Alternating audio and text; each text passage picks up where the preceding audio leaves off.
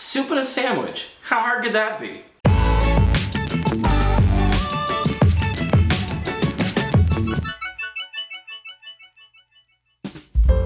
My wife loves soup. And when I say she loves soup, I don't mean she likes soup. I mean, she loves soup. So since we've been married, I've been making a lot more soup than I ever did before I was married.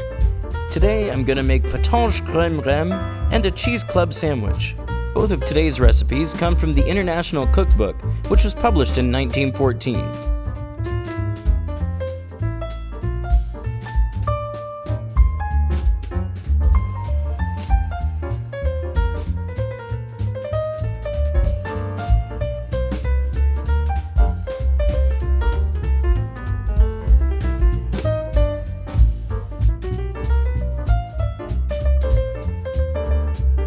We're gonna start with 3 quarts of water in a pot, and to that we're gonna add 1 whole chicken, which the recipe says to cut off the head first. But luckily, somebody else already did that for me.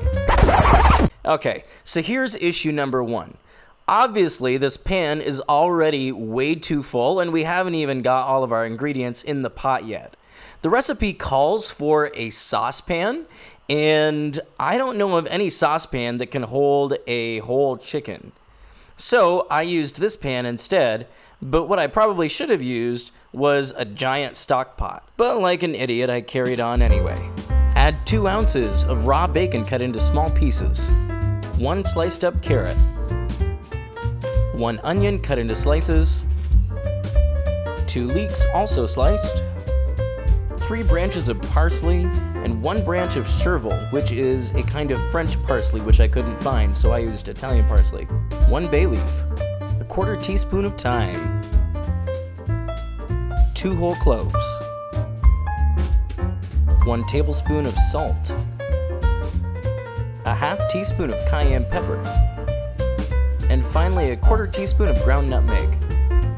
Then you're gonna put a cover on your pot, and the water came up into the cover. That's fine, right? Turn your heat on and then let that sucker boil for an hour and a half. Issue number 2. This thing boiled over like crazy, which really is a byproduct of issue number 1. It was a pain in the butt to clean up. After an hour and a half of boiling, you're gonna pull that chicken out of the pot, and then you're going to skin and bone it. Issue number 3. So for this next part of the recipe, it calls for a mortar and pestle, which I don't own. So instead, I decided I would just use a food processor, which they definitely would have had in 1914, right? Using either a mortar or a food processor, turn this chicken into a paste. Not pictured is the addition of 1 ounce of peeled almonds and 2 ounces of breadcrumbs. For some reason, this part of the recipe had my sous chefs showing up. The next step is to make a very dry roux with 1 ounce of butter and 5 tablespoons of flour. Then using a fine mesh strainer, we're going to add the broth that we cooked earlier. We're going to continually mix this until it just starts to boil. Add in your pulverized chicken, almond, and breadcrumb mixture, and then you're going to stir that up and let this boil for 15 minutes. Add a pint of milk and then boil another 10 minutes. The last step is to combine 1 egg yolk with 1/4 cup of cream and then add that into our soup. We're gonna let that sit for 3 minutes, and then we're gonna strain it through a sieve.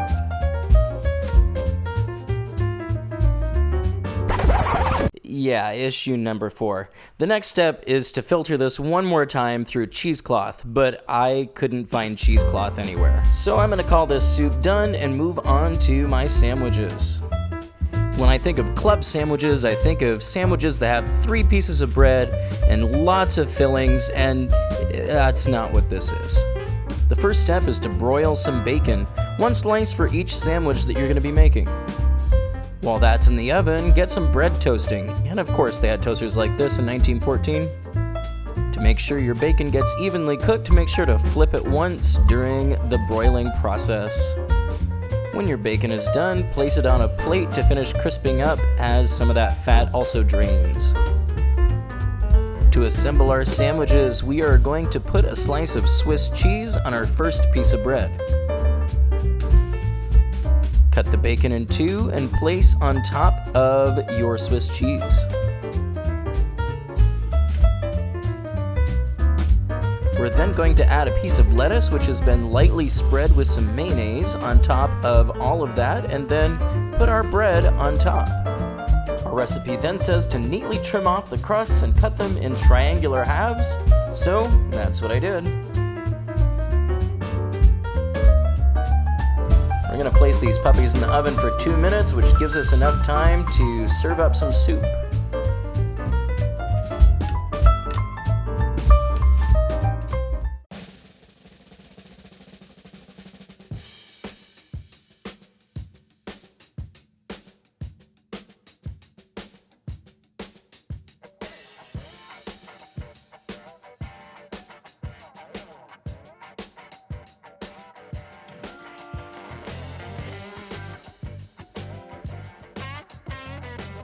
So how do our two recipes rank?